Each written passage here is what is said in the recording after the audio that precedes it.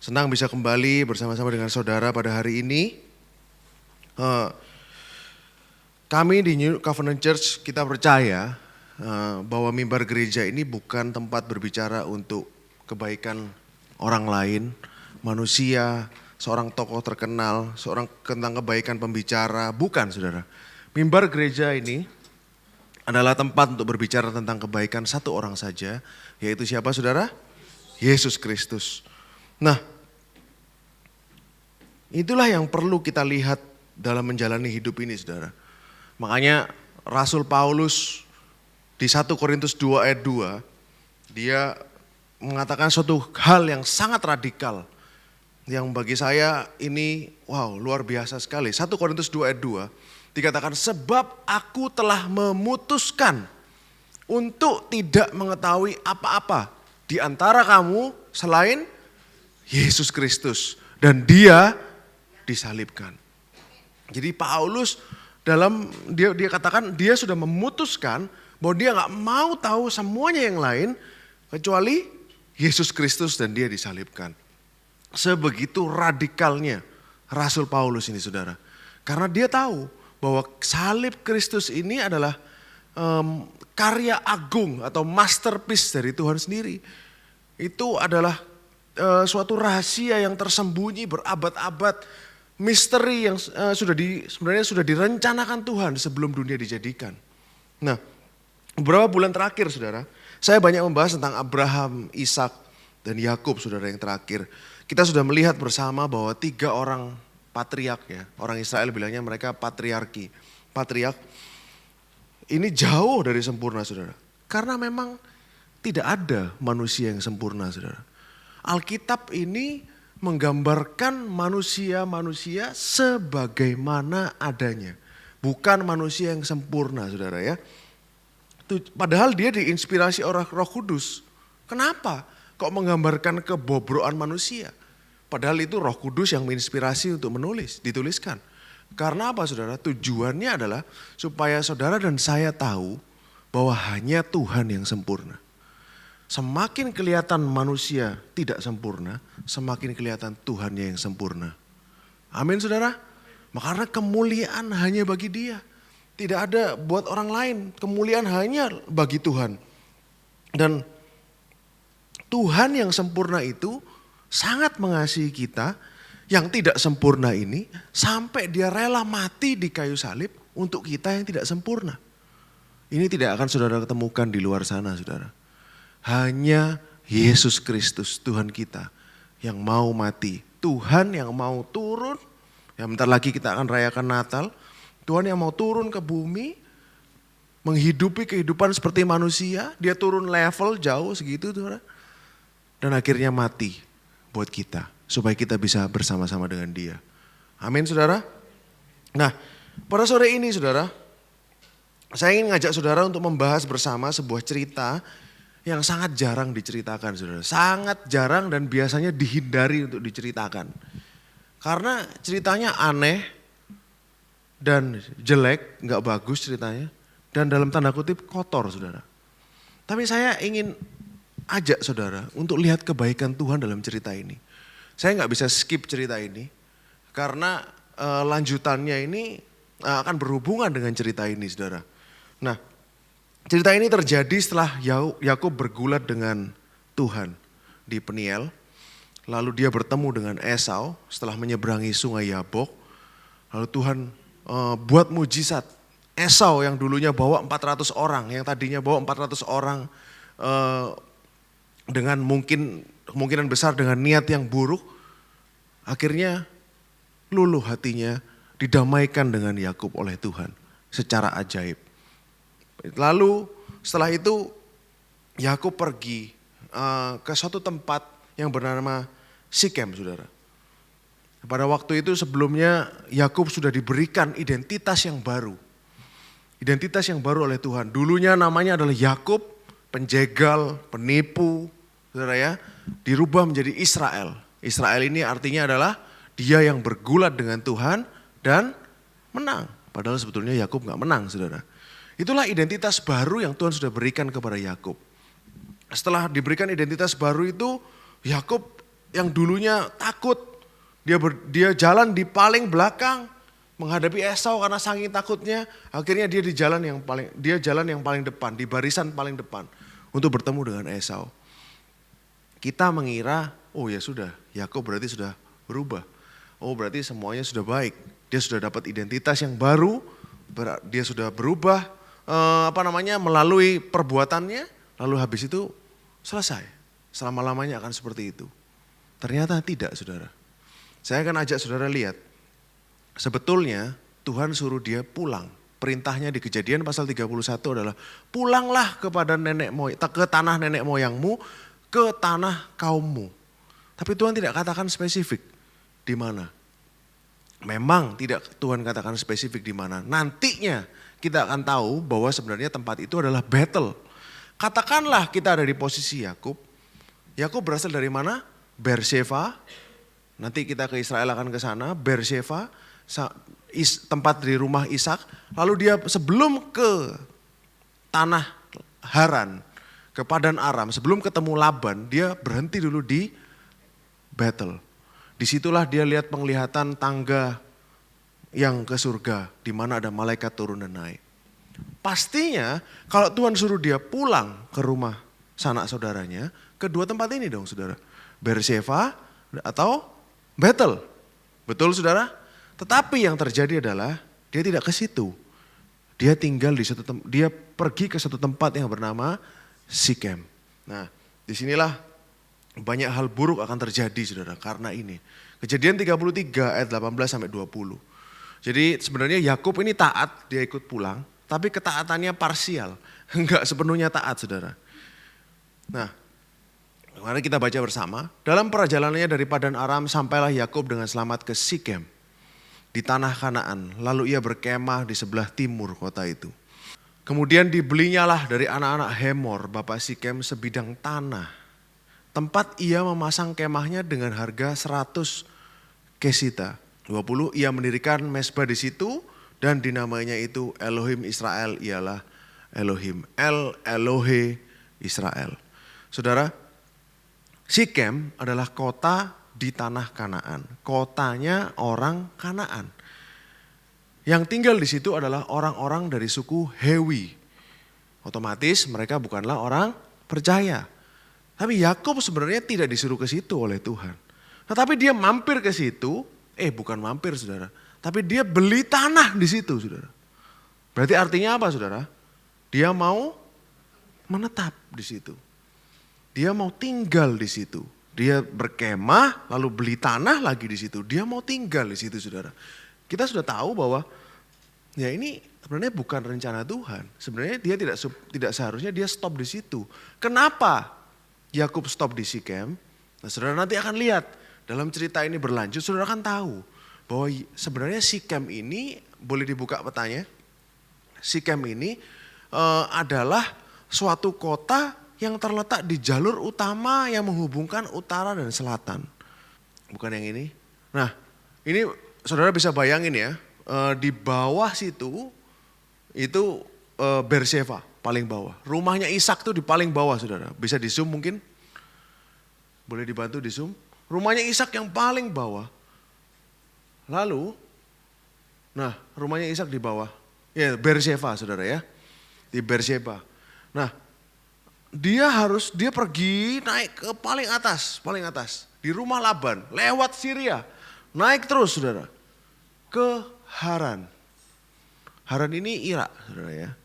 Jadi dia di Haran, setelah dari Haran dia pulang ke bawah, dapat istri, dapat anak, dapat harta di Peniel, tempat dia bertemu dengan Tuhan. Sebelum dia menyeberang sungai itu saudara. Lalu dia berhenti setelah Peniel, dia berhenti di kota yang pertama adalah Sikem. Kota Sikem ini strategis sekali untuk perdagangan karena dia ada di jalur utama. Berbisnis di situ pasti banyak uang saudara. Karena banyak perdagangan yang ada di situ. Nanti saudara akan lihat bagaimana sebenarnya Yakub ini kenapa kok dia tinggal di tempat itu. Nah mari kita baca Kejadian pasal 34. Kejadian pasal 34 ayat yang pertama. Harusnya, sebentar, sebelum kita move, harusnya dia ke Betel. Betel di mana saudara? Di selatannya Sikem. Lalu bawahnya lagi baru Berseba. Sebenarnya daerah Sikem ini daerah yang sekarang bernama kota Nablus di Palestina. Jadi wilayahnya Palestina, kota Nablus ini terdapat sumur Yakub, terdapat kubur Yusuf, terdapat gunung Ebal dan gunung Gerisim. Sebenarnya banyak hal yang terdapat di situ. Ini di tepi barat, tapi kita nggak bisa ke sana, saudara. Saya sebenarnya pingin ke sana karena di sana terlalu berbahaya. Jadi nggak bisa ke sana. Malah ada beberapa video itu menunjukkan di sana di tembok-temboknya ada lubang peluru, saudara. Karena banyak konflik yang terjadi di situ. Nah, jadi belum bisa ke sana. Padahal Gunung Ebal, Gunung Gerisim ini saya baru paham artinya. Ternyata artinya itu sama dengan korban yang dibelah jadi dua.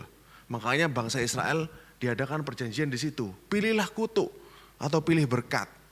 Nah, itu suatu covenant, perjanjian dengan Tuhan. Sama seperti pada waktu Abraham mengadakan perjanjian dengan Tuhan, korbannya dibagi kanan kiri. Gitu, saudara. Ini artinya dari Gunung Ebal dan Gunung Gerisim. Nah, sayang belum bisa ke sana, saudara. Nah, boleh dibuka Kejadian pasal 34. Pada suatu kali, pergilah Dina. Saudara masih ingat Dina anaknya siapa, saudara? Lea. Anak perempuan Lea yang dilahirkannya bagi Yakub mengunjungi perempuan-perempuan di negeri itu. Di Sikem. Ayat 2. Ketika itu terlihatlah ia oleh Sikem, anak Hemor, orang Hewi, raja negeri itu. Lalu Dina itu dilarikannya, dalam bahasa Inggris itu, he took her and lay with her and defiled her. Jadi dia diperkosa, saudara.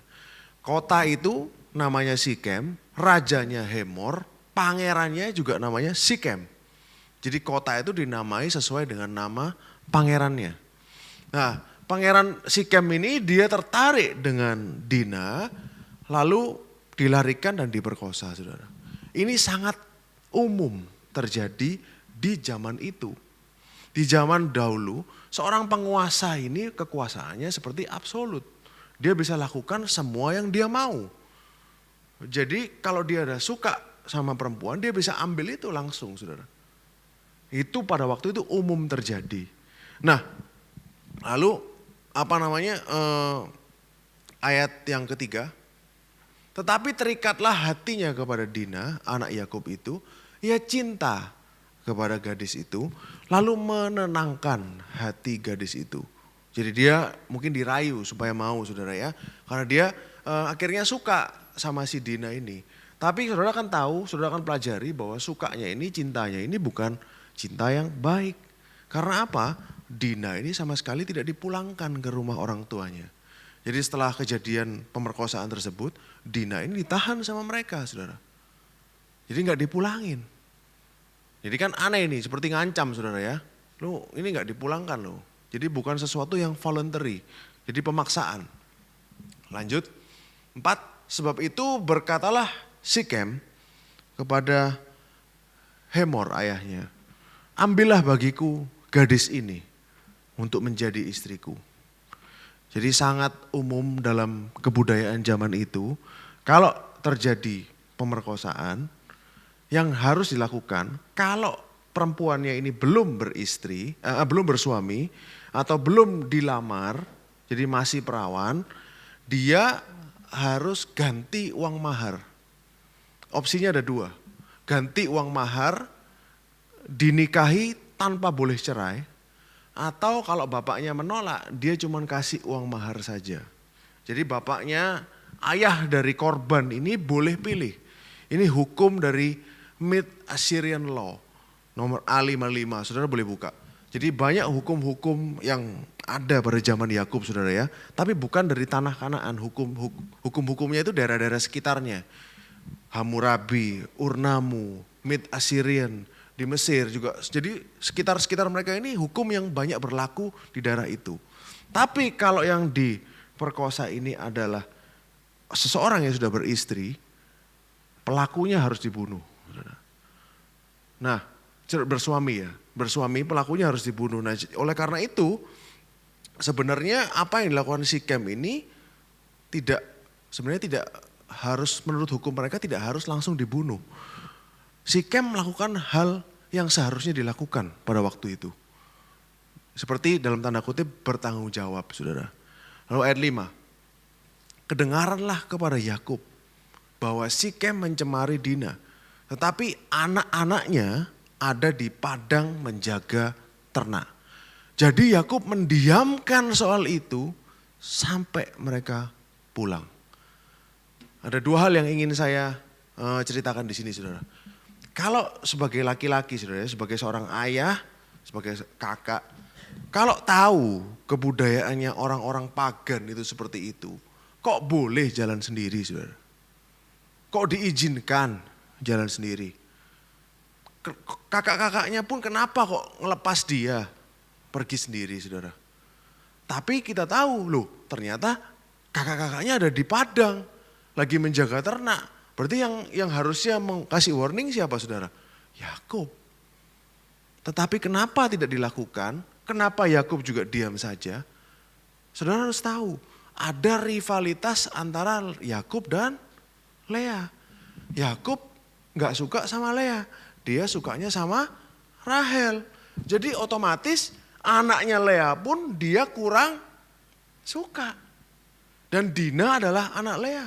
Dia lebih cinta kepada anak-anak Rahel, Yusuf dan Benyamin nantinya. Saudara kan tahu nanti juga di cerita Yusuf bahwa memang Yusuflah yang dicintai daripada saudara-saudaranya. Ini Yakub merasa, oh ini kan bersekongkol dulu dengan Laban, menipu aku. Berarti dia ini nggak jahat. Jadi Yakub juga nggak senang sama Rahel, sama Lea. Nah inilah yang terjadi, saudara. Jadi makanya Alkitab ini menceritakan manusia sebagaimana adanya. Drama keluarga di sini ini lumayan seperti drama Korea mungkin, saudara ya. Nah lalu dan kok bisa Yakub itu diam dulu sampai mereka pulang. Kalau ayah pada umumnya dengar berita seperti ini, apa yang dia lakukan? Pasti marah, saudara. Yakub masih diam. Karena dia gak seberapa sayang sama anak-anaknya Lea. Saudara kan temukan nanti ini. Dan ini akan berakibat banyak sekali dalam hidupnya Yakub.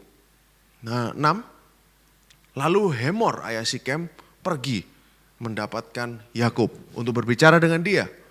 Sementara itu anak-anak Yakub pulang dari padang. Dan sesudah mendengar peristiwa itu orang-orang ini sakit hati. Jadi kakak-kakaknya Dina ini sakit hati dan sangat marah karena Sikem telah berbuat noda di antara orang Israel dengan memperkosa anak perempuan Yakub, sebab yang demikian itu tidak patut dilakukan. Jadi membawa malu, membawa disgrace, membawa noda, ini gak patut dilakukan. Akhirnya Alkitab pun menulis ini gak patut untuk dilakukan. 8. Berbicaralah Hemor kepada mereka. Saudara kan temukan ini memang yang seharusnya dilakukan. Hati Sikem, anakku, mengingini anakmu. Kiranya kamu memberikan dia kepadanya menjadi istrinya. Dan biarlah kita ambil mengambil. Berikanlah gadis-gadis kamu kepada kami. Dan ambillah gadis-gadis kami. Loh, saudara, ini saudara perhatikan. Ini adalah sesuatu yang sangat dilarang oleh Tuhan. Bahkan Abraham dan Ishak sampai carikan anaknya istri itu sampai jauh ke atas tadi, saudara. Ke tanah asal mereka. Abraham kirim cari Ribka ke sana. Ini siapa? Ishak kirim Yakub cari istri ke sana. Segitu jauhnya. Saking gak bolehnya menikah dengan orang-orang Kanaan. Saya gak akan buka ayatnya supaya lebih cepat, saudara. Ayat 10. Tinggallah pada kami. Negeri ini terbuka untuk kamu. Tinggallah di sini. Jalani negeri ini dengan bebas dan menetaplah di sini. Dalam bahasa Inggris lebih jelas. And you shall dwell with us and the land shall be before you. Tanah ini punyamu. tinggallah di sini dan berdaganglah, and trade. Ada bahasa trade, berdaganglah di sini. Dan ambillah harta di sini. Jadi dibebasin, pakai ini tanah. Semuanya, silakan dagang di sini, silakan lakukan apapun yang kamu mau. Itu yang dikatakan Hemor. Itu yang ditawarkan mereka. 11.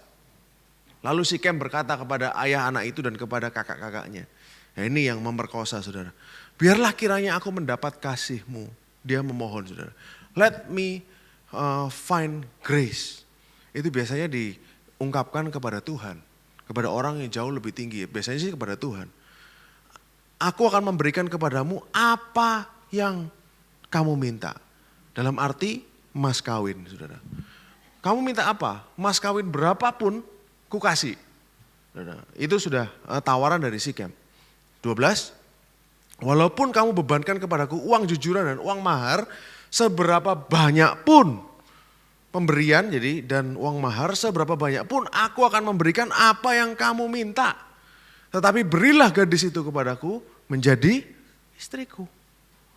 Jadi inilah tawaran-tawaran yang diberikan orang Sikem ini, orang Hewi ini kepada Yakub.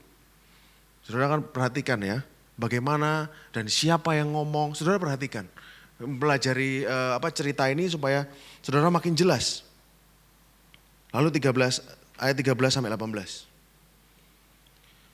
Lalu anak-anak Yakub menjawab Sikem dan Hemor, ayahnya, dengan tipu muslihat. Karena Sikem telah mencemari Dina, adik mereka itu. Jadi yang jawab anak-anak Yakub. Yakubnya mana, saudara? Diam. Yakub is silent, saudara. Tetapi memang bukan dilarang untuk anak-anak Yakub, kakak-kakaknya ini untuk negosiasi. Enggak, saudara. Menurut hukum di zaman itu, kalau adik perempuannya ini dicemari, saudara-saudaranya berhak untuk membela dan ngomong. Tapi Yakub diam aja. Sebenarnya Yakub juga bisa ngomong, tapi kenapa dia diam? Nah ini nanti saudara kita akan pelajari sama-sama. Ayat 14. Berkatalah mereka kepada kedua orang itu, kami tidak dapat berbuat demikian, memberikan adik kami kepada seorang laki-laki yang tidak bersunat, sebab hal itu aib bagi kami. Hanyalah dengan syarat ini kami dapat menyetujui permintaanmu. Kamu harus sama seperti kami, yaitu setiap laki-laki di antara kamu harus disunat. Syaratnya cuma satu ini, saudara. Tapi dengan tipu muslihat, saudara. Ayat 16, barulah kami akan memberikan gadis-gadis kami kepada kamu dan mengambil gadis-gadis kamu, maka kami akan tinggal padamu dan kita akan menjadi satu bangsa. Itulah intermarriage, saudara. Tetapi jika kamu tidak mendengarkan perkataan kami dan kamu tidak disunat, maka kami akan mengambil kembali anak itu lalu pergi. Berarti kan Dina gak ada sama mereka. Gak ada di rumah Yakub, ada di rumah Sikem. Saudara. Jadi Sikem ini juga licik juga. Dia bernegosiasi tapi yang dinegosiasikan ini ditawan dia. Nah agak sedikit maksa kan, saudara. Lalu Hemor dan Sikem, anak Hemor, menyetujui usul mereka. Saudara, sampai di sini saya ingin bahas dulu, saudara. Kalau saudara lihat kasus ini mirip seperti kasus Absalom dan Amnon. Pada waktu Amnon mencemari Tamar. Jadi Absalom yang belai adiknya. Sama, kasus ini juga seperti itu. Lalu yang dipertanyakan adalah kenapa Yakub diam? Kenapa kok Yakub gak ngomong apa-apa? Ada dua kemungkinan, saudara. Ada dua kemungkinan. Saudara tahu ending dari cerita ini, nanti semua di kota Sikem akan dibunuh pada saat masih pemulihan setelah sunat. Jadi ada dua kemungkinan kenapa Yakub diam. Kemungkinan yang pertama, dia gak ngerti bahwa ini adalah tipu muslihat. Dia gak ngerti bahwa ini adalah tipu muslihat, artinya apa? Dia setuju dengan itu. Artinya apa? Dia mau kawin campur dengan orang Sikem dengan alasan bisnis, aliansi. Karena Yakub juga baru pulang, dia nggak punya teman di situ, saudara. Nggak punya ibaratnya nggak ada teman di situ, nggak ada aliansi. Jadi dia bingung, loh Ini kemungkinan pertama saudara ya. Berarti dia setuju dengan syarat yang diberikan oleh anaknya. Berarti itu pun tetap salah. Karena dia menyetujui kawin campur. Paham saudara ya? Kalau Yakub diam aja karena dia setuju dengan syarat ini, berarti dia menyetujui kawin campur. Artinya dia keliru. Betul saudara? Kan dia setuju kawin campur. Kalau Yakub tahu hal ini, seandainya, ini kemungkinan kedua, Yakub ngerti hal ini, lalu dia mengapprove apa yang anaknya lakukan. Misalnya, kalau Yakub ngerti hal ini, anaknya mau nipu, mau bunuh semua dengan cara sunat itu, berarti Yakub juga salah. Karena apa? Sunat ini adalah perjanjian, tanda perjanjian antara Tuhan dan Abraham dan keturunannya. Ini adalah tanda yang spesial, membuat mereka ini berbeda dengan bangsa-bangsa di sekitar mereka. Tetapi kok dibuat jadi alat untuk bunuh orang? Ibaratnya gini, dalam tanda kutip, mungkin dalam tanda kutip, mereka ini membunuh dengan menggunakan syarat agama. Simeon dan Lewi ini. Salah saudara. Tapi ini menunjukkan satu hal bagi kita semua, yang kita lihat. Berarti anak-anaknya Yakub ini gak peduli dengan Tuhan. Kalau mereka peduli dengan Yahweh, dengan Yehova, gak mungkin dia pakai tanda yang sakral ini, sunat ini, untuk bunuh orang. Artinya mereka, Yakub pun mungkin atau anak-anaknya juga gak terlalu peduli dengan hubungan mereka dengan Yehova. Sehingga mereka berani melakukan hal seperti ini. Tanda yang menandakan hubungan mereka dengan Tuhan, malah dibuat bunuh orang, saudara. Jadi sangat kacau, kekacauan itu wah luar biasa kacau nih keluarganya Yakub. Tapi gak apa-apa saudara, kita belajar ini supaya kita tahu bahwa Tuhan itu kasih karunia-Nya sangat besar. Tidak ada yang terlalu jauh buat dia untuk dia jangkau. Bahkan orang yang paling buruk pun dia tetap kasihi saudara. Nah mari kita lanjut saudara ya. Ayat 19 sampai 24. Orang muda itu tidak bertangguh melakukannya. Dia cepat-cepat langsung. Sebab ia suka kepada anak Yakub. Lagi pula ia seorang yang paling dihormati di antara seluruh kaum keluarga. Lalu pergilah Hemor dan Sikem anaknya ke pintu gerbang kota dan mereka berbicara kepada penduduk kota itu. Seperti yang sudah pernah saya ceritakan, pintu gerbang ini adalah place of power. Jadi adalah tempat di mana pemimpin-pemimpin berkumpul di zaman dulu. Pintu gerbang. Orang-orang itu mau hidup damai dengan kita. Biarlah mereka tinggal di negeri ini dan menjalaninya dengan bebas. Jadi menjalani ini terjemahan aslinya itu trade, berdagang. Biarlah mereka tinggal di sini dan berdagang dengan bebas. Bukankah negeri ini cukup luas untuk mereka? Maka kita dapat mengambil gadis-gadis mereka menjadi istri kita. Dan kita dapat memberikan gadis kita kepada mereka. Dirayu penduduknya saudara.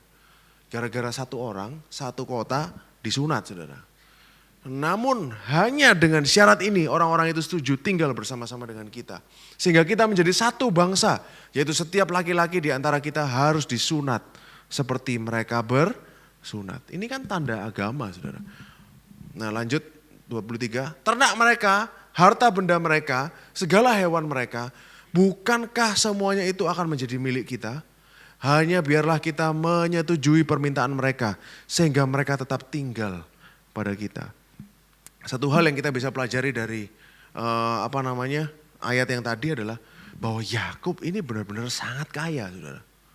Sampai orang Sikem itu tahu ini banyak duitnya, gitu, saudara. Gak apa-apa, biar berjanjian sama kita, biar dia di sini aja. Berarti Yakub ini benar-benar Tuhan berkati. Padahal sudah banyak yang dia kasih kepada Esau loh kemarin itu. Masih ada banyak. Sampai orang-orang Kanaan ini ibaratnya tertarik dengan hartanya dia. Jadi semua motivasinya ini uang, saudara.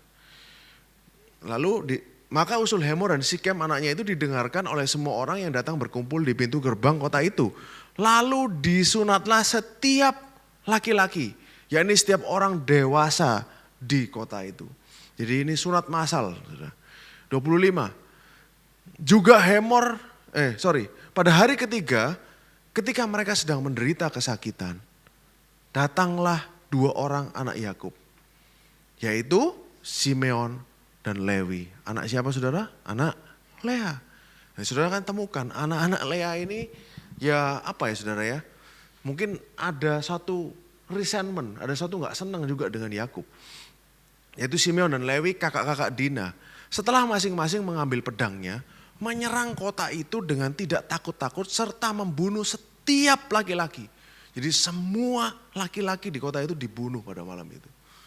Semuanya lagi sakit sunat dibunuh. Oleh karena itu saudara, pada waktu Yosua masuk ke tanah Kanaan, itu Tuhan kan langsung datang. Ini ada yang belum sunat. Habis itu Tuhan bilang, sunatlah semua. Itu Yosua juga pada waktu itu takut sekali. Loh, mereka ini baru masuk teritori musuh. Kok disuruh sunat, saudara? Kan artinya membuat diri sendiri lemah. Tapi Tuhan itu ajaib. Meskipun dia kasih perintah seperti itu, dia lindungi saudara. Dia lindungi, buktinya bangsa Israel juga gak diserang pada waktu mereka lagi disunat. Makanya Tuhan kita adalah Tuhan yang luar biasa saudara ya. Di luar nalar saudara. Masa baru masuk ke tempat musuh disuruh melemahkan diri sendiri, kan aneh saudara. Makanya terjadi juga di sini saudara. Terjadi di sini bahwa setelah mereka disunat, mereka jadi lemah karena sunatnya pakai batu zaman itu saudara. Recovery-nya lama. Betul, bukan pakai laser seperti sekarang. Akhirnya matilah semua orang laki-laki di situ. Karena 2 orang, Simeon dan Lewi. Saudara bisa bayangin satu kota mati cuma karena 2 orang ini. Lanjut di ayat 26. Juga Hemor dan Sikem, anaknya dibunuh mereka dengan mata pedang. Dan mereka mengambil Dina dari rumah Sikem. Benar kan saudara? Dina ada di rumah Sikem. Lalu pergi. Jadi dibunuh semua saudara. Nah 27. Kemudian datanglah anak-anak Yakub merampasi orang-orang yang dibunuh itu. Menjarah kota itu karena adik mereka telah dicemari. Jadi bukan hanya dibunuh, itu semua harta bendanya diambil sama mereka. 28. Kambing dombanya, lembu sapinya, keledainya, segala yang di dalam dan di luar kota dibawa mereka. Luar biasa 2 orang ini saudara ya. Totalitas dan sangat saking dendamnya dengan mereka pada waktu itu. 29. Nah ini saudara. Segala kekayaannya, semua anaknya dan perempuannya ditawan dan dijarah mereka. Juga seluruhnya yang ada di rumah-rumah. Kalau saudara trace back cerita ini, bukankah ini yang dilakukan oleh Sikem? Mengambil perempuan yaitu Dina, diperkosa lalu ditawan. Ya ini mungkin gak diperkosa tapi anak-anak dan perempuan ditawan semua dijadiin budak saudara. Over, pembalasannya ini sangat over banget. Sampai segitunya. Lalu 30 saudara. Saudara lihat Yakub silent. Akhirnya dia ngomong. Tapi apa yang dia ngomong melihatkan apa yang ada dalam pikirannya. Saudara. Memperlihatkan, menunjukkan apa yang dalam pikirannya. Dikatakan gini saudara. Yakub berkata kepada Simeon dan Lewi. Kamu telah mencelakakan aku dengan membusukkan namaku kepada penduduk negeri ini. Kepada orang Kanaan dan orang Feris. Padahal kita ini, dalam bahasa Indonesia kita, saudara.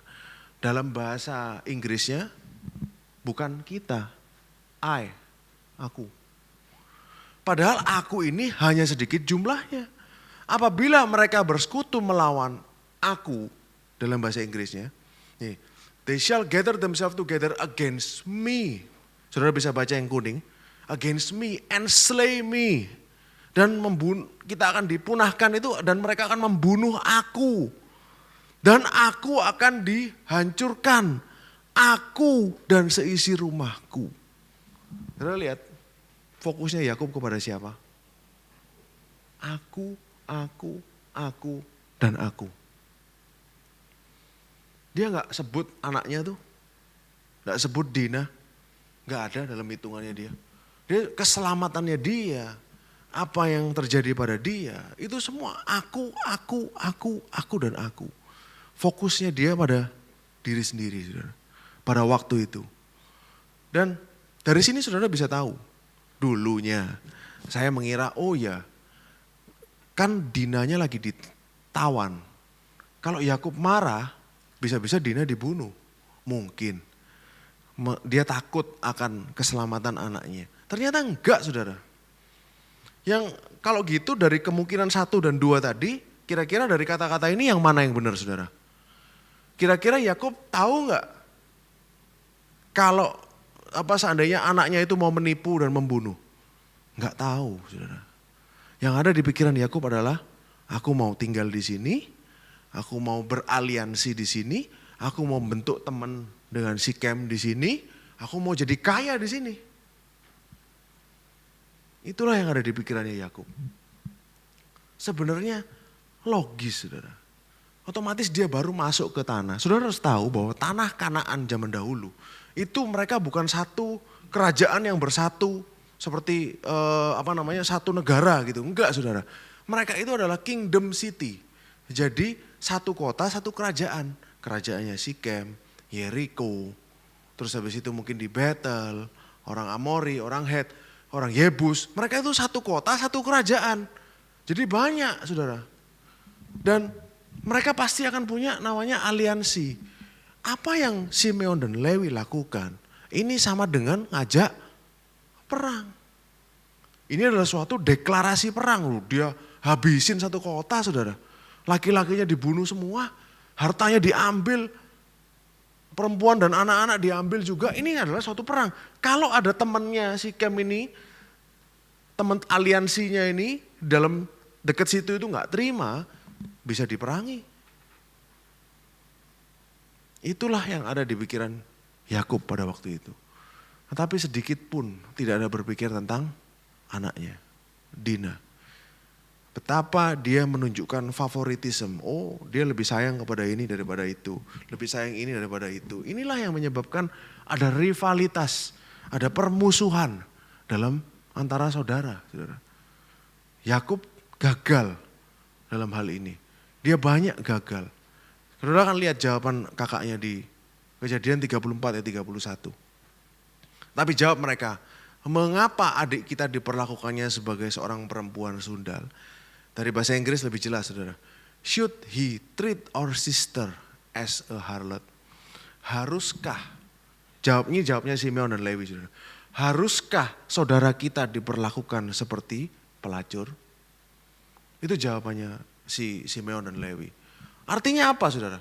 Loh, haruskah kita ini seperti kamu, Yakub, yang diem aja pada saat adik kita diperlakukan seperti itu, anakmu sendiri.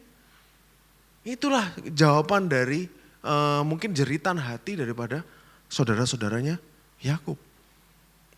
Sampai di sini, saudara, kekacauan ini mungkin salah satu hal yang paling kacau yang terjadi dalam hidupnya Yakub, saudara. Kalau seorang perawan diperkosa, itu menyebabkan uang maharnya ini drop. Dulu mas kawinnya ini tinggi, karena dia sudah bukan perawan lagi, akan turun banyak, saudara. Lalu kebudayaan zaman dulu, kebanyakan orang yang sudah mengalami hal seperti ini, dia tidak akan menikah sampai akhir hidupnya. Kebanyakan, saudara. Jadi apa yang dialami oleh Dina ini implikasinya cukup panjang di zaman itu. Makanya saudara-saudaranya sangat marah pada waktu itu. Nah, saudara, sampai di sini saudara paham bahwa manusia ini betul-betul tidak baik. Yakub habis naik, dikasih nama baru sama Tuhan, Israel. Terus habis itu mengalami mujizat, ketemu Esau, tidak dibunuh. Habis itu dia drop lagi, saudara. Mau kumpul sama orang-orang Kanaan. Yang Tuhan jelas-jelas gak mau, gak suka. Disuruh ke Betel, berhenti di Sikem, bahkan beli tanah lagi. Makanya dari sini kita bisa lihat, oh manusia itu emang tidak ada harapan, saudara. Harapan kita itu hanyalah Yesus Kristus.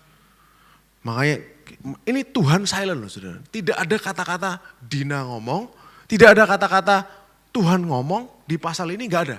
Sama sekali tidak ada. Tuhan diam saja. Lalu di Kejadian 35, apa yang Tuhan ngomong? Lanjut boleh?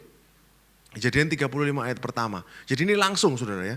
Jadi gak ada jeda, langsung setelah ini Tuhan berfirman kepada Yakub. And God said unto Jacob, arise, bersiaplah, bangkitlah, pergilah ke Betel.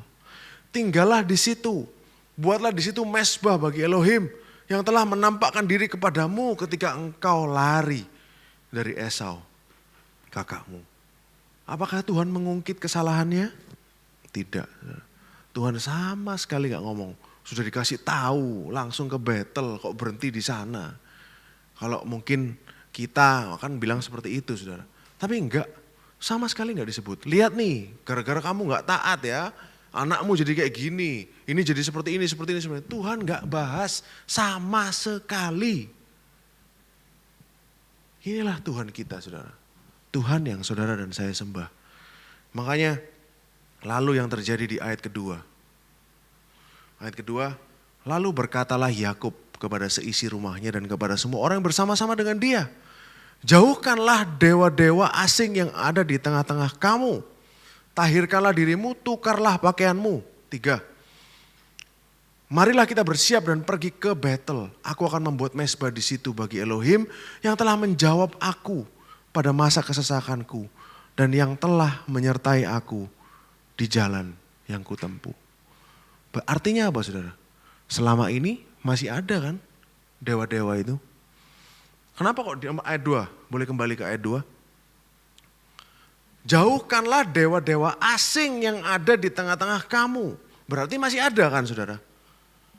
Sudah berapa lama Tuhan bantu dia? Sudah berapa lama Tuhan sertai dia?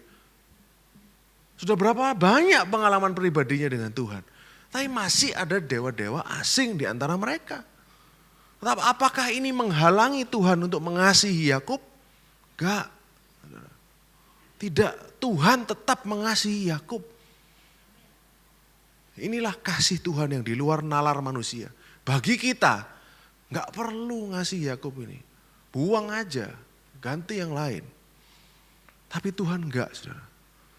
Tuhan, dia adalah Tuhan yang sangat penuh dengan kasih. Kasihnya itu di luar logika kita, di luar akal manusia. Yang bagi kita udah gak mungkin, udah terlalu jauh. Bagi dia tidak ada yang terlalu jauh. Kasihnya tidak pernah kurang panjang, tangannya tidak pernah kurang panjang untuk menjangkau setiap orang. Tidak ada orang yang terlalu jauh bagi Tuhan untuk dia selamatkan. Amin saudara. Nah lalu saudara lihat Yakub. Dari sini Yakub sadar saudara, dia ngerti. Makanya dia tiba-tiba cuma disuruh pergi ke Betel gitu aja. Dia langsung bilang, oke, jauhkan semua dewa asing. Berarti selama ini imannya kan terpecah. Dia masih percaya kepada dewa, masih percaya kepada Yehova. Kan masih gak jelas kepercayaannya. Dia belum 100% untuk Tuhan pada waktu itu. Tapi Tuhan cuma ngomong gitu aja, langsung dia bilang, singkirkan semua dewa-dewa. Saudara baca Roma pasal 2 ayat 4. Roma pasal 2 ayat 4. Rasul Paulus tulis di surat Roma. Maukah engkau menganggap sepi? Menganggap sepi ini gak jelas saudara. Terjemahan yang benar adalah, apakah engkau meremehkan kekayaan, kebaikannya, kesabarannya, dan kelapangan hatinya? Tidakkah engkau tahu bahwa maksud dari kebaikan Tuhan, itu bahasa Inggrisnya saudara bisa cek sendiri, saya cuma terjemahkan. Tidakkah engkau tahu bahwa maksud dari kebaikan Tuhan ialah menuntun engkau kepada pertobatan? Amin saudara. Jadi Tuhan, cara Tuhan untuk membuat orang bertobat itu, dia kasih terus kebaikannya. Kasih terus kebaikannya. Sampai orang itu bertobat. Inilah caranya Tuhan. Beda dengan cara dunia. Saudara. Cara dunia adalah dihukum dulu. Nanti bertobat. Kalau Tuhan kasih terus kebaikannya. Terjadi di hidup Yakub. Terjadi di hidup Yakub, saudara. Tuhan baik.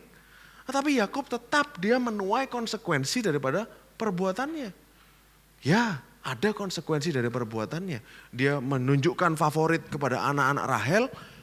Dia nggak seberapa sayang sama anak Lea. Akhirnya mereka bertengkar. Akhirnya terjadi iri hati. Itulah konsekuensi dari perbuatannya. Tetapi dengan Tuhan, Tuhan bahkan tidak mengkondem dia. Dia bilang kamu salah. Enggak, saudara. Kebaikan ini loh yang akan membawa kita kepada pertobatan. Amin, saudara. Lanjut kembali ke Kejadian pasal 35 ayat 3. Dari sini kita bisa lihat. Dari sini bisa kita lihat. Ini. Mari kita bangkit pergi ke Betel. Aku akan membuat sebuah mezbah di sana kepada Tuhan. Saudara lihat bahasa Inggrisnya. Tuhan siapa? Dia bilang apa? Tuhan who answer me in the day of my distress. Tuhan yang menjawab aku di masa kesesakanku. Yakub sudah mengalami. Dia udah punya pengalaman. Akhirnya dia baru percaya. Oh ini loh Tuhan yang selalu jawab aku pada saat masa kesesakanku. Bukan Tuhan yang lain. Amin. Lalu lanjut lagi. And was with me. Dan dia selalu bersama aku. Kemanapun aku pergi. Tuhan tidak pernah meninggalkan Yakub.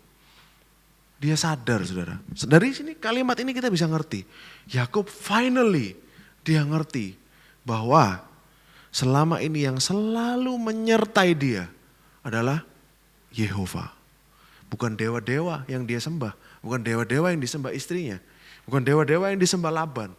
Tetapi Yehova. Karena dia sudah mengalami Tuhan pribadi. Dia Tuhan yang selalu tolong saya. Dia Tuhan yang selalu bersama-sama dengan saya. Saya berdoa supaya saudara di sini mengalami dia secara pribadi. Karena pengalaman itu yang akan menjadi anchor, yang akan menjadi dasar, fondasi dari iman saudara, kepercayaan saudara. Yakub bisa ngomong seperti ini. Karena dia sudah mengalami Tuhan. Yang selalu bersama-sama dengan dia. Dan selalu menolong dia. Amin, saudara. Nah, ayat 4. Mereka menyerahkan kepada Yakub segala dewa. Asing yang dipunyai mereka dan anting-anting yang ada pada telinga mereka. Anting-anting ini ada hubungannya dengan penyembahan berhala, saudara. Di zaman dulu. Saudara. Lalu Yakub menanamnya di bawah pohon besar dekat Sikem. Jadi Yakub dikubur semuanya itu di dekat Sikem. Sebenarnya ada maksud dari ini, saudara. Makanya saya baru ngerti juga Sikem ini tempat yang sangat signifikan. Pertama kali Abraham datang ke tanah perjanjian, dia datangnya ke Sikem. Dia bilang, Tuhan bilang, tanah ini yang kau lihat ini akan kau jadi milik anak-anakmu, milik keturunanmu, kamu akan menduduki. Tuhan bilang di Sikem pada Abraham. Lalu aku akan menjadi Tuhanmu. Tuhan bilang gitu sama Abraham. Di tempat yang sama, Yakub ngubur dewa-dewa. Artinya apa? Tuhan cuman satu yang dia sembah, yaitu Yehova. Sikem ini signifikan, saudara. Nanti Yosua, pada saat dia minta komitmennya anak Israel, Gunung Ebal, Gunung Gerisim. Kamu pilihlah kutuk atau berkat di Sikem, saudara. Tempat yang sama. Lanjut ayat 5. Sesudah itu berangkatlah mereka dan kedahsyatan yang dari Elohim meliputi kota-kota sekeliling mereka. Sehingga anak-anak Yakub tidak dikejar. Mereka habis lakukan itu, harusnya kan Sikem dibakar, yang lain kan gak terima harusnya. Bahaya ini buat mereka. Harusnya kan diserang. Tetapi karena Tuhan melindungi mereka, terror of God, jadi ketakutan yang dari Tuhan, meliputi kota-kota sekeliling mereka sehingga mereka gak berani ngejar anak Yakub. divine protection, perlindungan dari Tuhan sendiri saudara. Yang ada buat mereka. Lalu di Kejadian ayat 6 lanjut. Agak banyak saudara ya ayatnya. Lalu sampailah Yakub ke Luz yang di tanah Kanaan, yaitu Betel. Ia dan semua orang yang bersama-sama dengan dia. Didirikannya di situ mezbah, dinamainya tempat itu El Betel. Elohim telah menyatakan diri kepadanya di situ ketika ia lari dari kakaknya. Ketika Deborah, ini aneh saudara, kok tiba-tiba ada orang namanya Deborah di situ. Siapa Deborah ini? Inang pengasuh Ribka, Rebecca's nurse. Jadi Ribka ini punya pengasuh, punya suster istilahnya zaman sekarang mungkin saudara ya. Namanya Deborah, mati. Dikuburnya ia di sebelah hilir Betel di bawah pohon besar yang dinamai orang Alon Bahut. Artinya pohon besar penangisan. Siapa ini saudara? Kok random banget Alkitab. Kalau saudara cek ceritanya, Ribka itu dibawa ke Ishak dari rumah Laban itu bersama dengan seorang inang pengasuh. Jadi dia punya suster dibawa dari rumah bapaknya ke rumah Ishak. Kemungkinan namanya Deborah ini saudara, kemungkinan. Tapi Ribka ini punya inang pengasuh. Loh kenapa kok bisa susternya Ribka kok bisa sama-sama dengan Yakub? Kok bisa? Artinya Ribka sudah mati. Ribka sudah mati pada waktu ini. Jadi sudah gak ada. Tidak dituliskan mereka menguburkan Ribka, enggak. Tapi dari sini kita bisa tahu loh, kok susternya ikut Yakub? Berarti kan udah mati. Karena susternya juga tahu bahwa Yakub anak yang dikasihi oleh Ribka. Gitu saudara. Makanya namanya pohon besar penangisan. Artinya apa? Yakub juga sedih pada waktu itu. Alon Bahut. Jadi Yakub sedih, dia nangis di situ. Dia ngubur. 2. Dalam satu pasal 2 dikubur. Yang pertama dewa-dewa.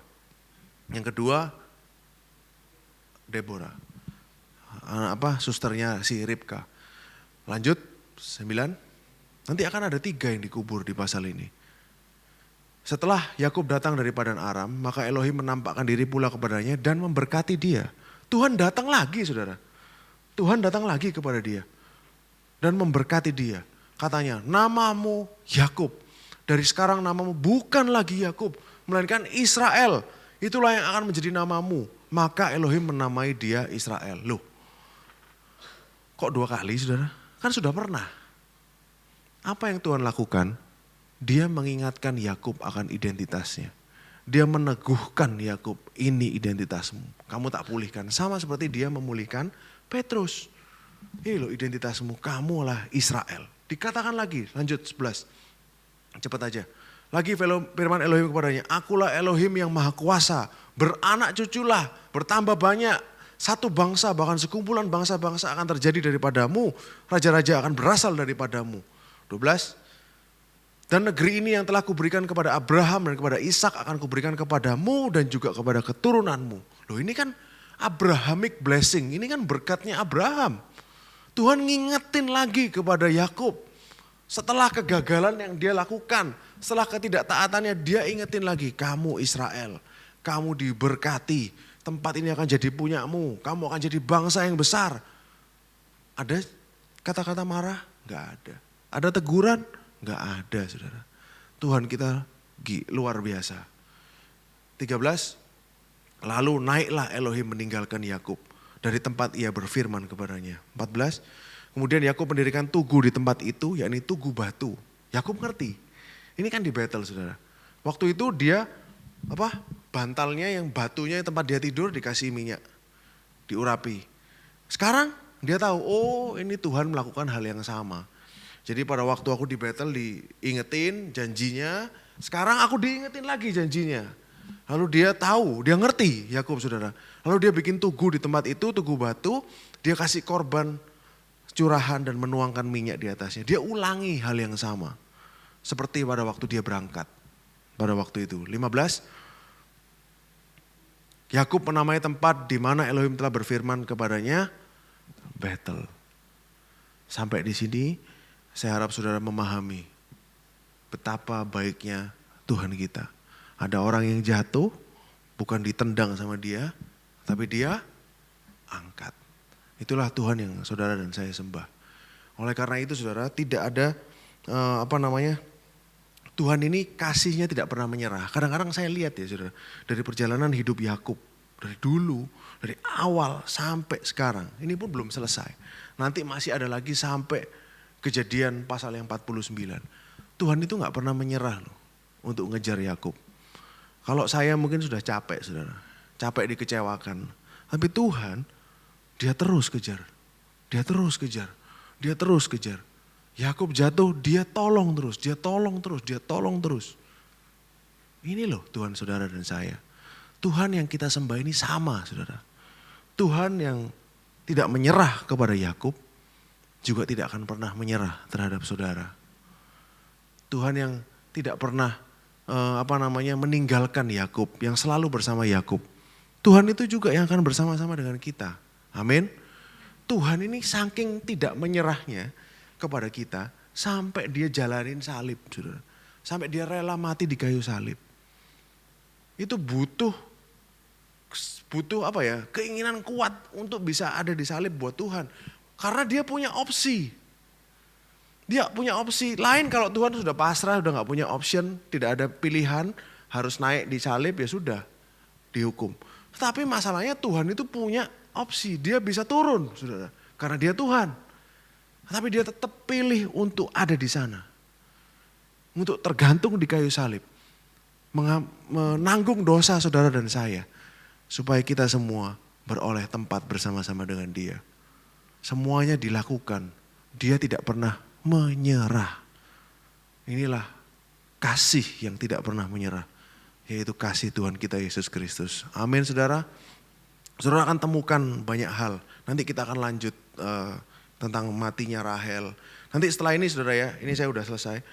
Matinya Rahel ini berarti 3 orang dikubur dalam satu pasal. 3 hal dikubur. Dewa, Ribka, susternya Ribka dan Rahel. 3 kenyamanannya Yakub. 3 hal yang menjadi pegangannya dia. Itu digeser sama Tuhan. Supaya keamanannya dia cuman ada pada Yehova. Amin saudara. Jadi banyak hal yang akan terjadi dalam hidupnya Yakub. Belum selesai saudara, ceritanya akan semakin menarik, dan semakin menarik. Saya kasih spoiler dulu, nanti pada akhirnya Simeon dan Lewi itu akan dikutuk oleh Yakub. Dia marah kan, karena Simeon dan Lewi bunuh satu kota ini.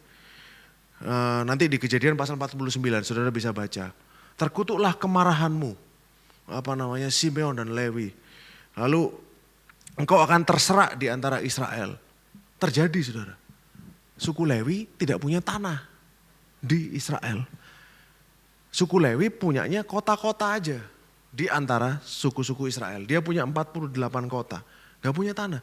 Simeon, Yakub bilang seperti itu. Apa yang terjadi pada Simeon? Dia jadi suku yang paling kecil pada waktu sensus. Ini pada waktu sensus saudara ya. Bukan berdasarkan urutan anak yang paling kecil. Bukan, pada waktu sensus di Bilangan pasal 26. Itu ditunjukkan bahwa Simeon ini cuma 22.000 orang. Sebelumnya dia ada 60.000, jadi cuma 22.000. Paling kecil dari antara seluruh suku Israel. Lalu wilayahnya Simeon ini kecil sekali. Dia ditelan oleh Yehuda. Boleh dibuka petanya yang tadi, peta yang pertama. Jadi wilayahnya Simeon ini ditelan sama Yehuda. Dan banyak orang-orang Simeon nanti yang akan pindah ke Yehuda. Ini wilayahnya Simeon saudara. Siklak, Berseba, Horma. Dia di dalamnya Yehuda. Jadi suku di dalam suku saudara. Yehuda yang jauh lebih besar. Inilah yang akan terjadi. Dan gak ada nabi yang penting yang dari suku Simeon. Gak ada saudara. Jadi ceritanya akan makin menarik saudara. Saudara akan lihat semakin banyak. Padahal kita udah baca cerita ini berkali-kali dalam hidup kita. Tapi ternyata cerita ini masih banyak lagi layernya ke dalam. Tuhan Alkitab ini gak akan selesai dibahas sampai Tuhan Yesus datang lagi nanti. Mari saya harap saudara diberkati, saya harap saudara semakin percaya bahwa Tuhan kita adalah Tuhan yang baik. Kebanyakan saudara, khotbah-khotbah seperti ini tidak menarik buat orang. Saya harus ngomong apa adanya. Khotbah-khotbah seperti ini tidak menarik buat orang-orang di luar sana. Karena khotbah ini tidak berbicara tentang usaha manusia. Tidak berbicara tentang apa yang harus kita lakukan. Enggak, saudara. Oh, kita harus gini, kita harus gini. Seperti khotbah di luar sana. Tapi khotbah seperti ini adalah khotbah yang berbicara tentang karakternya Tuhan. Tentang apa yang Tuhan lakukan. Apa yang Tuhan sudah lakukan buat kita. Saya heran, kenapa kok berbicara tentang Tuhan tidak menarik buat orang-orang. Banyak orang mau berkatnya Tuhan. Tapi gak banyak yang mau kenal Tuhan. Kayak banyak orang yang ingin apa yang saudara miliki. Tetapi tidak ada orang yang mau kenal saudara. Itu banyak di luar sana saudara. Saya gak perlu sebutkan tapi saya tahu. Kadang-kadang kalau saya lihat ya saudara ya. Maksudnya saya menganggap Tuhan itu seorang best friend. Saya kasihan sama dia. Kok banyak sih orang ini mau ibaratnya kasihan banget. Nama Yesus itu nama yang paling disalahgunakan. Ya kalau nggak disalahgunakan pun yang dibuat sebagai batu loncatan untuk mendapatkan sesuatu. Tapi saya yakin jemaat NCC sudah paham, sudah tahu. Makanya saya happy untuk share di sini saudara. Saya nggak pernah mau share di luar karena percuma membuang sesuatu yang berharga ke orang yang tidak akan mengerti dan tidak mau mengerti.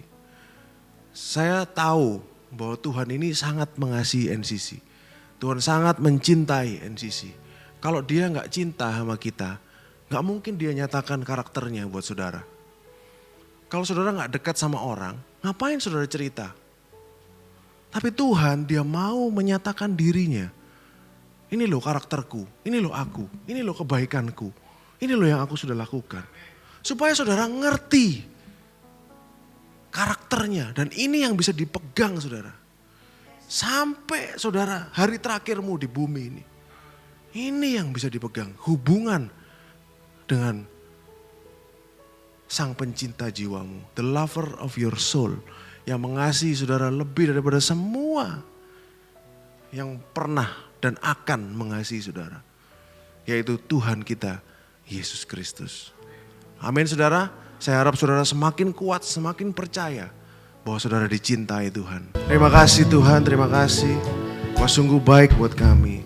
Memang benar Tuhan bahwa kasih dan sayang-Mu itu Tuhan. Yang menjadi kekuatan buat kami. Dan hari ini kami melihat betapa baiknya Engkau. Aku berdoa Tuhan supaya jemaat NCC semakin hari semakin paham. Semakin percaya dalam hatinya. Bahwa Engkau mengasihi mereka. Dan Engkau selalu bersama-sama dengan mereka. Dan Engkau akan selalu menolong mereka Tuhan. Amin. Dalam apapun yang mereka hadapi di dunia ini. Dalam segala persoalan dalam dunia ini. Engkau yang akan tolong mereka Tuhan. Karena Engkau mengasihi mereka. Terima kasih Yesus, terima kasih. Berbicaralah terus Tuhan kepada kami. Biarlah setiap hari jemaat NCC semakin mengalami Engkau. Semakin mengerti dan melihat betapa baiknya Engkau buat mereka. Di dalam nama Yesus kami berdoa dan mengucap syukur. Haleluya. Amin.